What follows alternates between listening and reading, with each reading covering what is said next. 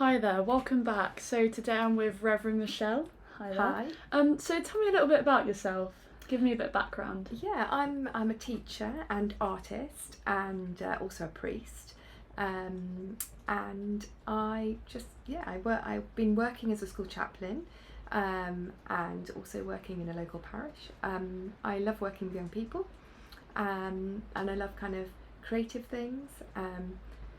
That's my kind of background. That's great. Really. That's great. So let's just start it off. So what led you to Christ? What made you want to start this? So I became a Christian when I was a teenager, actually. I had quite a tricky time at school, lots of bullying and difficulties at boarding school, and I kind of found a Christian group at school.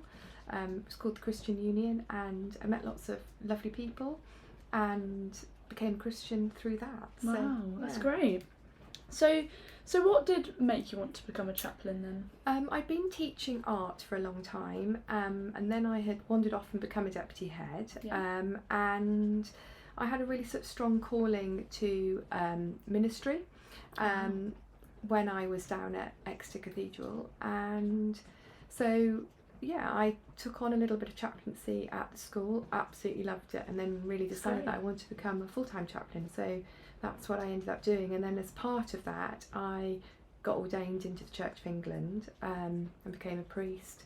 That's kind of how I became chaplain, and the reason why really was that I wanted to blend my love of working with young people and teaching with ministry, and it was kind of like the perfect way of doing that. Yeah, well, that's such a powerful testimony. That's so inspirational. That's great. So have you had any experiences when preaching? Has anything touched you, stood out? Yeah, I mean, I preached before I was ordained, so as you know, lots of lay people can also preach, and I have had quite a lot of experiences actually. I always kind of feel like preparing a sermon and preparing a talk or maybe a reflection or a homily or for young people or even just in church setting. I always kind of feel like I preach to myself a bit. Oh, really? Oh, that's nice. Bit of self-talk. Well, I often kind of, the advice or the messages that I'm giving are kind of God's way of saying, okay, Michéle, I think this is actually what you need to be doing. Particularly stuff around well-being and looking after ourselves. And that's so true. Yeah. So I think that has really touched me. And then obviously I've been touched by other people's preaching, in terms of hearing God speak through others. Testimonies. And that could be young people too, not necessarily a preaching as such, but in the way that young people talk about things or can really move you. So. Yeah, definitely. Yeah, it's so powerful. Why do you think chaplains and those helping children or preaching the word just generally, or outside of school, in school, why do you think that we're so persecuted?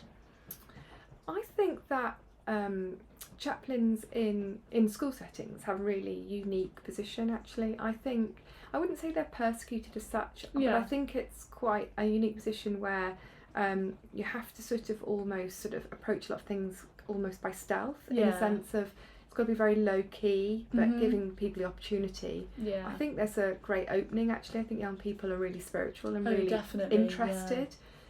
Even though I think the adults around them think they're not. So I think they are more welcoming. And I do think the kind of talk about faith is much more open than when I was young, when it was kind of seen as a bit weird. But actually now it's not. I think actually young people are much more open to it. But I think around the world, I think women are persecuted and aren't able to speak, sadly. And there's parts of the world where young women don't even get an opportunity to have an education. So I think there is sort of persecution out there around the world, and I think it's becoming more prevalent that it's Christians that are being persecuted. Yeah, definitely, yeah. But people don't kind of realise that, but actually around the world, and to some extent even in this country, we can get marginalised and we can get sort of pushed aside. So I think there's more need than ever, but actually we're living in a time where actually there are more chaplains out there than ever before, and not all settings, but in schools are increasingly having lay chaplains. There are chaplains in shopping centres, helping with the police. I'm hoping to go and do some police chaplaincy in September. That's great. As I'm about to change my role. Yeah. And because I think once a chaplain, you're always a chaplain, so I'm going to go do some more chaplaincy. Oh, that's great. So that'd be quite interesting. Yeah, But that will be. yeah, Let me know about that. I will, yeah. But they've also got them in, in all sorts of businesses and organisations, because actually what a chaplain really does is just be there to listen. So you're not necessarily there to tell people about your faith, but they can ask questions, and then you get an opportunity to talk about your faith if people ask. So it's a very open, non-judgmental kind of just a being. In a sense, it's a ministry of and a presence of being around people. And you journey with them on their ups and their downs, and so it's it's quite a powerful. That is very powerful. I think it's a great thing, and I think you're right, because I would add there is a lot of persecution, but there's such a new movement, especially with younger Christians. There's the amount of younger Christians I've seen preaching. It's a great thing. There's such a big movement going on in the world today. That's great. And I think things like your podcast, is young people actually having an opportunity to speak and to speak, kind of have a voice. Absolutely. And I want to give other people a voice as well. Wow. So what is your advice to any of those that want to become chaplain or just to preach the word? I think we're all called to kind of as Christians Definitely. to spread the word and to live our lives as an example. So in our interactions with the people that we meet each day, in a sense, we can all be a chaplain in terms of just listening to people and just being there for people in your presence around, and then giving people the opportunity to ask questions if they want to ask questions, but not forcing anything as such. But so I think they're really important that if people feel an inkling to go and find a chaplain around to go and talk to and find out a little bit about chaplaincy, it'd be really lovely and I think really exciting if we could see more young people as chaplains, not just of older people like me, but actually have young people actively being chaplains in their school environment and maybe their workplaces, and offering that kind of pastoral care that I think the world needs more and more. Just someone to reach out, just someone's shoulder to lean on.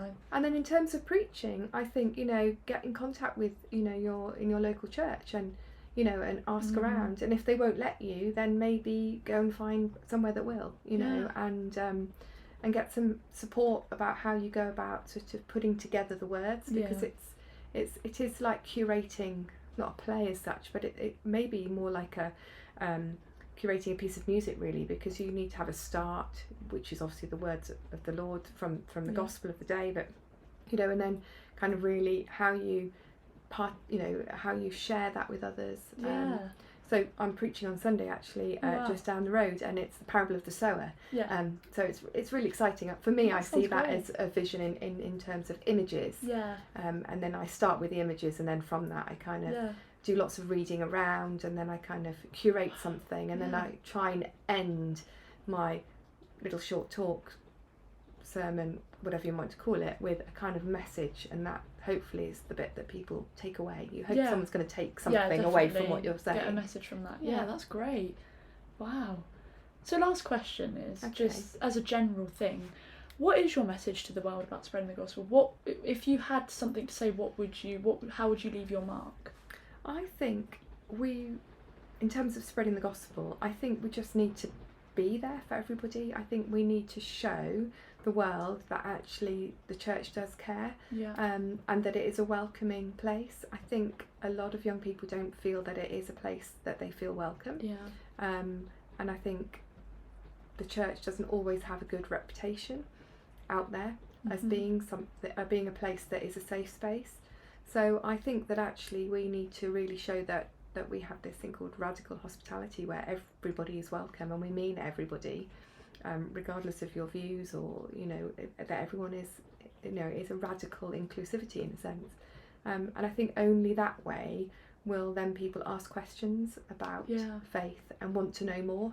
And I think how we live our lives is the testament really, because if we don't actually live our lives out according to the gospel, if we don't actually care for the people, if we don't love ourselves as we love our neighbours, we've got to look after ourselves as well as the people around us. These are really important messages, and show the kindness, and Jesus was quite radical, and actually we need to be thinking, how can we be more like Jesus in our thinking and our actions?